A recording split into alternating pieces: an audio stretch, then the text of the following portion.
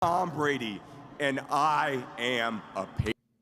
Tom Brady, and I All right, am ladies a and Patriot. gentlemen, you are live now with Fitzy and Hart, your hosts of the Six Rings and Football Things podcast, recapping a night.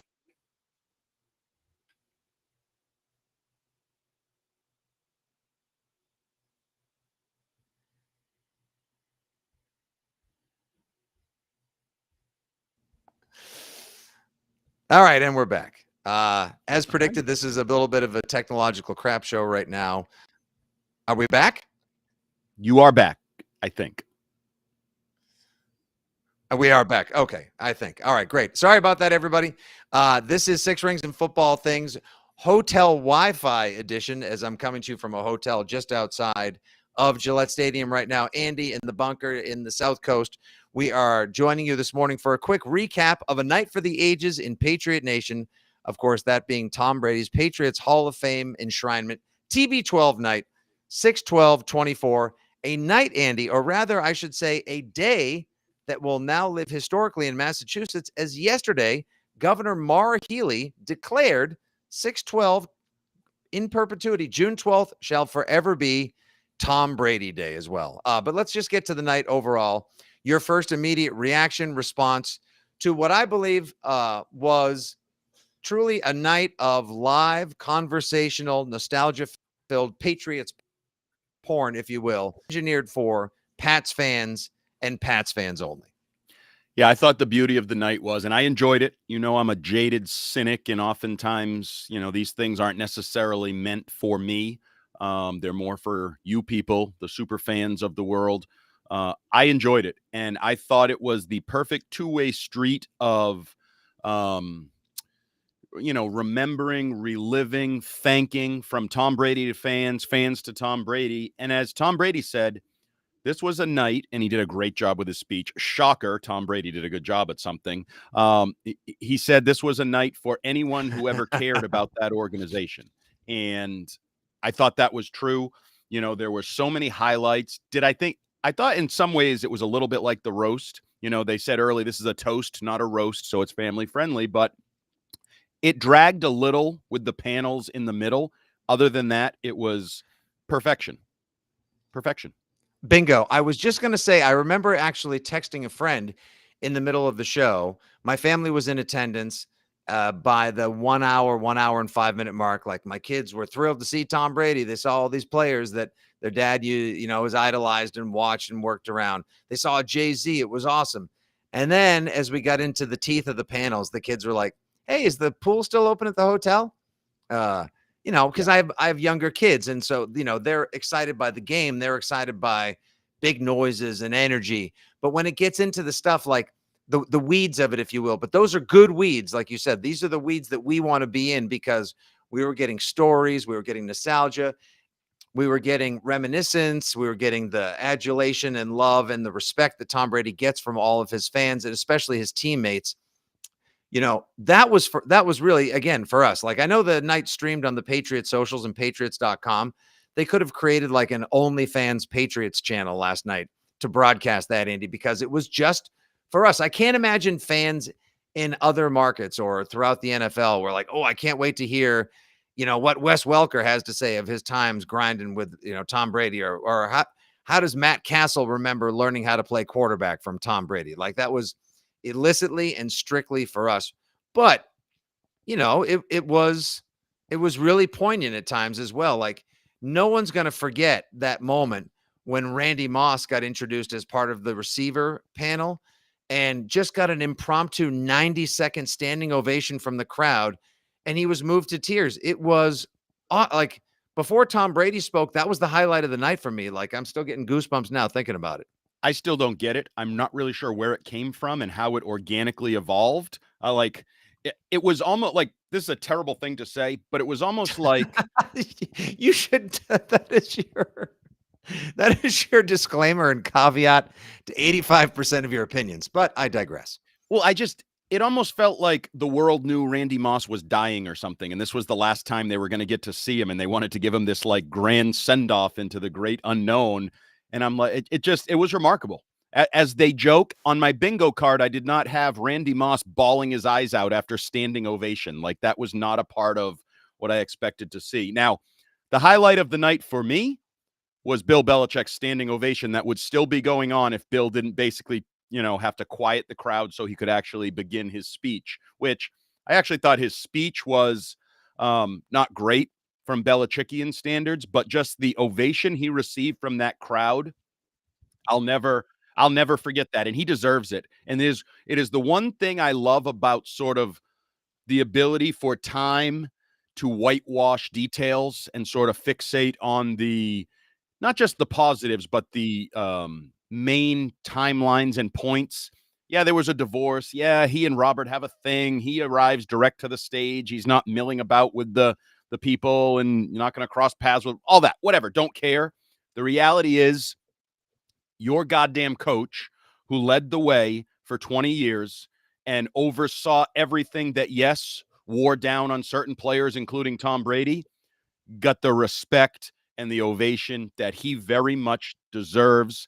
And you know me, I'm a football guy. To me, that was more of a football moment like that, just an acknowledgement of the greatness of Bill Belichick. My other favorite football moment was in Tom Brady's speech, and I'm going to make a prediction here. There's a portion of Tom Brady's speech that will live on forever, and that was the part where he talked about football being hard and why football is great and why you play football. And I believe high school football coaches, college football coaches are going to clip that part. Yeah, your friends are all sleeping in and eating pancakes and going to the pool, and you're a football player up working out at 6 a.m. and your body still hurts like hell from the day before. That portion of Tom Brady's speech to me is going to become classic in the rotation of coaches and clips and posters and lines. That Tom Brady, I believe that more so. Patriots fans will remember I'm Tom Brady and I'm a Patriot. I think football coaches, the world, the people that respect Tom Brady for his competitive nature that we heard about all night long and work at all of that, I think that's going to live on forever. He quoted John Wooden. People will be quoting that from Tom Brady about football. We'll be long dead and buried, and they'll still be talking about that. I want to react to that at length because, again, it was 3 hours long. It did get a little snoozy. We did get real deep into the footballism, if you will, at times during the panels, like you said. But on the whole, I couldn't be more thrilled, couldn't be more honored to have been a part of it, to be there, to have soaked all that in, and also just for those 20 years of being a super fan, working in media, you being there in the trenches, getting copies, getting coffee, running papers, arguing with people on Patriots Unfiltered. Every single last detail of our lives have been so thoroughly and greatly enriched by that organization, by Bill Belichick, and most especially by Tom Brady. But this is probably a very risky move on my behalf, trying to see if technology will benefit us. No. Let's see if we can just get that one last iconic line up on the screen. If we can just get the audio. No, I want to do it. I need to hear it right now because last night it brought me to tears. Tom Brady, and I am a Patriot. Thank you. All right. We were at least able to hear it. The video wasn't perfect, but you were able to hear that, and you'll be saying it to yourself over and over and over again. Print the shirts already. Get them in the hall. Get them at the pro shop. Whatever. Like, that is my new I am Spartacus. Like, that is just I am Tom Brady and I am that was just like if somebody, the Patriots had all these other things planned for the pre-show, but they weren't able to get to them because red carpet interviews ran long. People were running late. Poor Jason McCourty, like most fans, found out what it was like to get stuck in Route 1 traffic. He was like an hour late getting there as well. But if they had just been able to erect brick walls next to everybody after he said that, I think every person in the stadium would have been able to turn and run through it, because that was just one of those, like, let's go LFG, get lubed up this Sunday. Like, add that to the pantheon, the lexicon, the dictionary, the Brady book of all of those great quick hit catchphrases, iconic slogans. It was just freaking perfect. And there was no other simple, poignant, powerful way to end that speech. But the rest of it, oh, you're 1,000% right. Like, in a lot of ways, I don't really want to let my kids play tackle football just because I don't think my kids are court. They're right over there. They're not listening. They're on iPads. Okay. All right. Quiet. Pipe down now. Yeah. All right. Now they're both. Oh, now you hear. Now you listen. Oh, now you listen. Only when dad swears or calls them out and mentions football. I'm not sure how very good they'd be. They've got a lot of coordination issues, but like, I hear Tom Brady talk about that, what football did for his life, what football meant for him. And now all of a sudden it's like, well, maybe I do need to let these little piss ants play some football. Maybe these runts do need to strap on some pads, get out there early, run some doubles, train, feel the pain, and understand what it's like to commit to a regiment, to commit to an ideal. And also, Andy, sacrifice. It's a line that I mock all the time because it was John Lithgow's great line from Cliffhanger. A few people will probably on it, but sacrifice. That is like the key to life, the key to success, the key to romance, some people say. But truly, to become a great player, to achieve your own personal greatness, and to accomplish a goal as a member of a team so big with so many moving parts, sacrifice, commitment, and hard work. Those are the answers. That speech, I mean, they should, you know what? Gerard Mayo should take down some of these new murals, Andy, and all this other stuff, and just put the print of Brady's speech along the hallway walls. So people don't worry about do your job or everything else Belichick said. Commit to and memorize and embody what Tom Brady said last night and what he was for 20 years here. And I love it because, we're in the year 2024 and he's sort of the pretty boy QB who's not truly the pretty boy QB that he is painted to be by some people. Even though Ray Lewis did a good job of saying in his little video, like, stop crying for flags, Brady. Well done, Ray. I agree with you. He did that to you a lot. But Brady, this speech reminded me of our high school had a lifelong athletic director, football coach in the 70s, 80s, 90s named Carlin Lynch, who every speech he ever gave was, football is like life. You get knocked down and you got to get back up. And I thought Brady, this modern marvel of a sports hero, pretty boy quarterback, sort of tying into that historic high school football coach mentality of what football truly is at its core. I thought that was phenomenal. And then I thought the way the night wove in the, I guess for lack of a better word, complementary players. It wasn't just Moss and Gronk or Edelman or even, me, I love to see Welker kind of welcomed back into I think he's the most misunderstood, underappreciated member of the 20 years. But the Logan Mankins and the Falks and just everybody, Patrick Chung, Rob Ninkovich, Bill Belichick saying, I don't know how a couple of those Super Bowls would have turned out without Dante Hightower. He's so right. And this night, the way they produced it and were able to weave in the fabric of the Patriot dynasty to a night that is really Tom Brady night, I thought was really well done. And I honestly thought, the old school packages that are just like brown paper and then there's some twine that goes around both sides and you tie it. That's what this felt like to me. Like the dynasty that was so ruined by the dynasty ironically on Apple TV, torn apart, shredded, like mixed feelings. I thought this came back around on 6/12/24 in such Tom Brady fashion, like he did Super Bowls, like he did key games, pulled it all together to finish the right way, to finish successfully. And I think this was, I know there's statue day to come, because you know what? I love how people were like, whoa, the Patriots are retiring 12. No shit. Like, oh, really? Who the hell would ever want to wear 12 again? My God, you want to talk about having balls. Yeah, you're a quarterback. You're like, yeah, I'll take that 12. Could you tell me who wore it before me so I know what I'm trying to live up? Like, and then, there's a statue. Yeah, no shit. There's going to be a statue. Like, to me, the rest of the night was so much more memorable the way they wove in. Like, you know me. I love the fact that James Devlin is there, Tom Ashworth, Russ Hochstein, freaking Dan Connolly lost like 600 pounds and is like this skinny guy now. It's hard, like, dude, it's hard to recognize. Like Dan Copen, super fit guy now. We know our guy Fourier, who I had up on the stage, who was so rudely interrupted by Scott Zolak. A little behind the scenes on that. Fourier was no happy about that one. He was not happy about that one. Not surprised. It wasn't exactly. It was a little bit of a dink move. Just Zolak a dink? Never. I know he comes up on stage with the Barstool guys, but the Barstool guys aren't the ones doing the dink move. It was Zoe who just comes up out there and just like barges in and just like, hey, give me the mic, Fit. Like, okay, that's fine. You're gonna Zoe it up, but like anyway, not the Zoe a lot show. of these guys look great. Like, it's not this. Yeah. Logan Mankins still looks like Logan Mankins. I talked to him for a while. I swear to God, that guy rides a big blue ox wherever he goes. 100%. He's just an absolute hoss running his farm now. He's terrific. He's just a great guy. But a lot of these guys are in great shape, and you almost wouldn't recognize some of them as well. And some of them are still in game, like terrific game shape as well. Like, a lot of the cornerbacks, like Devin McCourty, looks like he's in amazing shape. Obviously, J-Mac. I saw Malcolm Butler in that little players area. I was hanging out with him for a little while.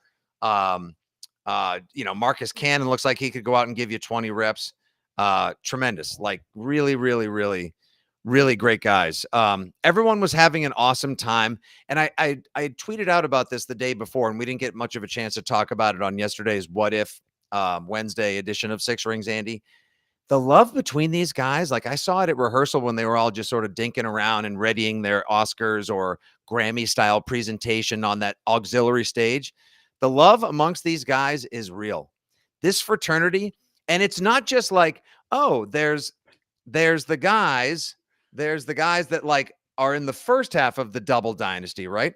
And then there's the guys in the second half, and the Hightowers and McCourtys and Edelmans are all bros, and then the Matt Lights and the Deion Branches and the Rodney Harrison, they're all friends. Like, no, the whole thing, everybody from James White and Kevin Falk are buddies because they're part of the great lineage of third down backs on the Pat.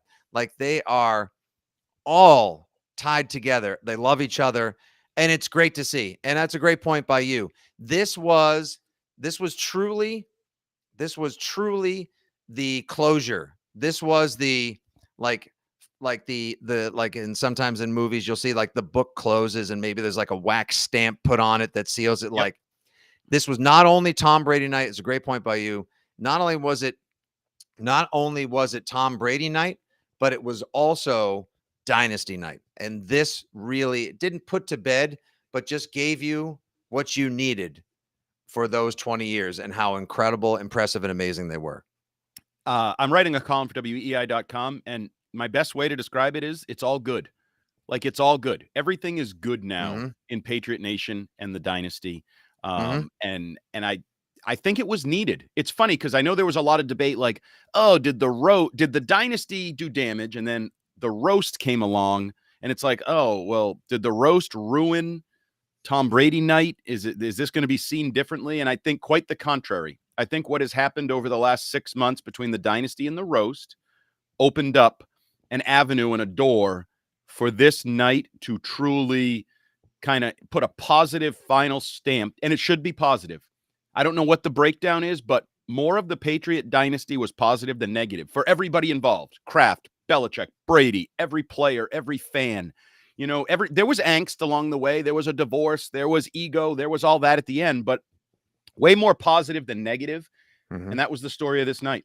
It's all good. Like, all is right in Patriot Nation. We can all go to sleep now and like put a stamp on that era of Patriots football. And quite honestly, having it on the final day of veteran minicamp, which is kind of closing the door, and now training camp is ahead, and you had Drake May and Jalen Polk, completing a pass on the final play of minicamp for a touchdown, where Patriots fans can now be like, oh, wait, on Brady night, I get to, remember that there's a future, there's a present, there's a Drake May coming. So I thought it was really well done. And again, usually I'm the negative cynic. I was sitting with Paul Perillo. The two of us are usually kind of jaded Cynical. You guys, I always say that you guys are everyone's favorite Statler and Waldorf of Yep. Patriots Nation. And we both liked it, and we both enjoyed it, and we both, took it for what it was, a final positive closing chapter for the Patriot dynasty. And again, there's others there'll be the statue day. There'll be Bill Belichick,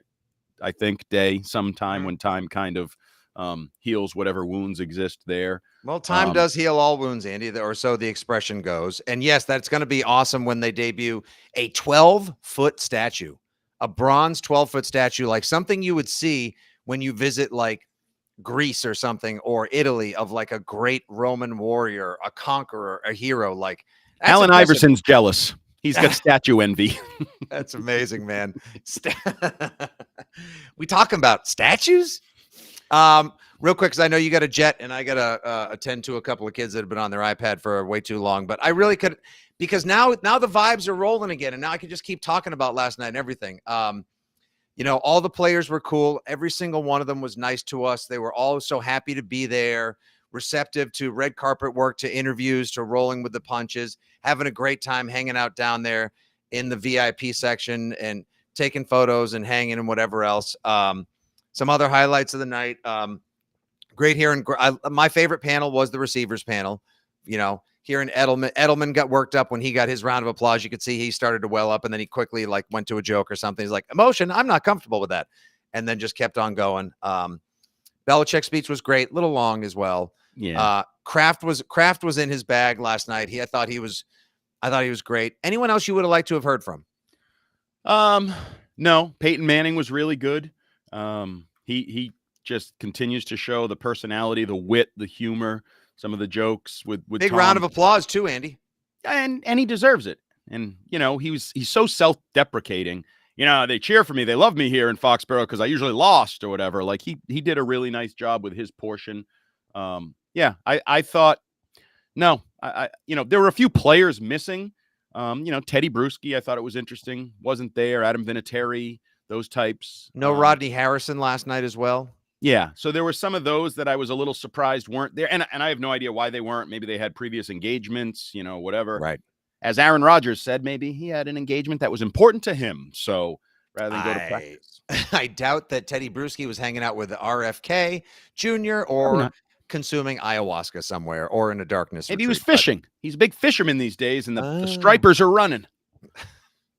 Maybe that was what it was. Maybe it was on a fishing retreat. Well, any which way you cut it, it was an awesome night in the stadium. Nary a fan complained. I have heard nothing but positive responses.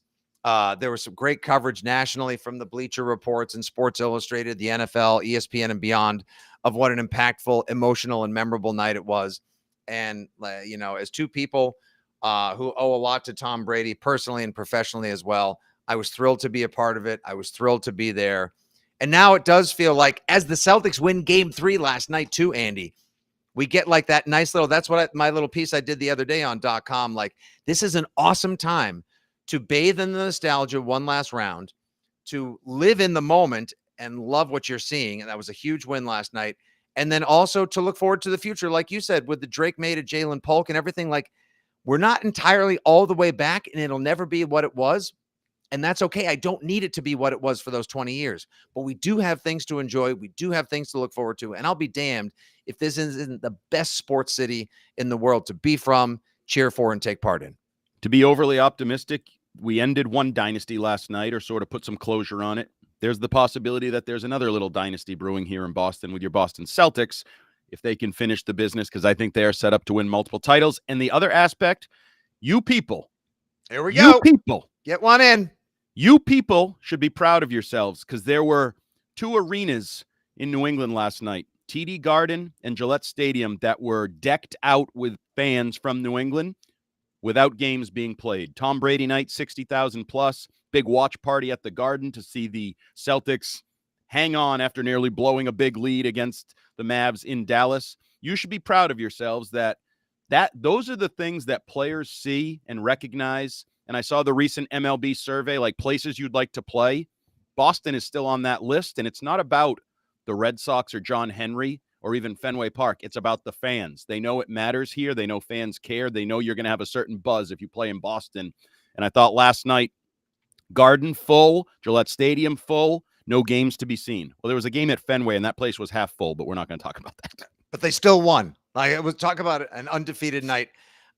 It was a great comment from our pal Jordan Watson watching live on Facebook. Greatness was there last night, including the best QB wide receiver combo of Peyton Manning to Ty Law. Well done. Well done. All right, guys, I got to say, this has been awesome. You're never going to get more flowery, complimentary words about Patriots Nation and Pats fans and the overall sports scene. And we just ran out of time, so Andy can't bust my balls for me actually dressing up and looking like a grown-up on stage last night. We'll have to get to that in the next six rings. Fake grown-up. You looked like a fake grown-up. You were so uncomfortable and out of place. And actually, I got to say, I know what the people like to say. The fit was pretty sharp last night. Not bad. Not bad. Okay, call it. Wrap it up. All right. Hey, that's what helped. When the Patriots actually give you a budget to go buy a nice suit coat, you go get a nice suit coat. All right. For Hart, for Fitzy, for everyone in Six Rings, thank you guys for jumping in, joining us. I'm so glad you guys were there to enjoy it last night in person, and if not, on the stream as well. It was a night for the ages. We are Six Rings, and we are Patriots podcasters. Good day. God bless. And as always,